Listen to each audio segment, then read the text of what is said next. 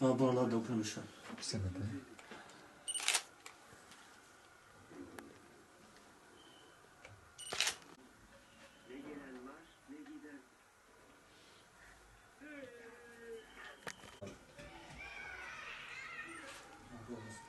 Diğer tarafta dökülüyor. جراب نذكر لي ما هو يدار كرها أفشار ده سالاز بين رزيلية دم Burası. Burada yapıyoruz.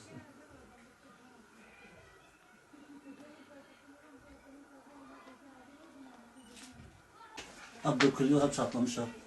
Bu duvarlar hep çatlamış abi. Abi burası, abi buralar hepsi. Su alıyor, dökülüyor. Damlıyor. Çatlamış yani. Abi duvarlar hep çatlamış abi. Abi burası da çatlamış abi. Diğer tarafta çatlamış. Buralar çatlamış. خد شو سري زارة خلفرت شو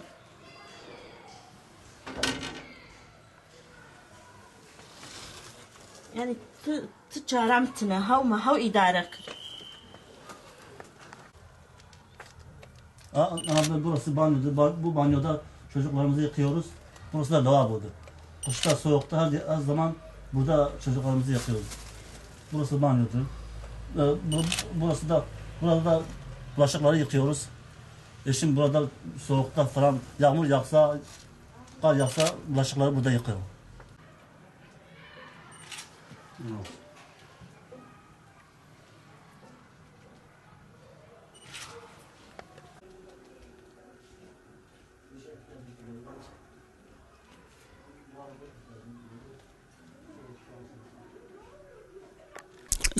Açık ameliyat olmuşum. Sürekli ilaç kullanıyorum. Akciğerim sıvı topluyor. Onun için sürekli ilaç kullanıyorum. İdrar söktürücü ilaç kullanıyorum. Yarım saatte bir idrar çıkmak zorunda kalıyorum. Çalışamıyorum. Çalışacak durumum yok. Evimi yıkılıp tekrar yapabilmek için hayırsever iş adamlarından ve belediye valilikten yardım bekliyorum. Sıkıntılarım, çocuklarım evde dışarıda banyo dışarıdadır, lavabo dışarıdadır, soğukta banyo yapıyorlar. Eşim bulaşıkları dışarıda yıkıyorlar, yağmurda soğukta yıkıyor. Onun için yardım bekliyorum. Hayırsever iş adamlardan ve herkesten yardım bekliyorum. Evimi yapabilmek için, evim 2 odadır. Onu yapabilmek için yardım bekliyorum.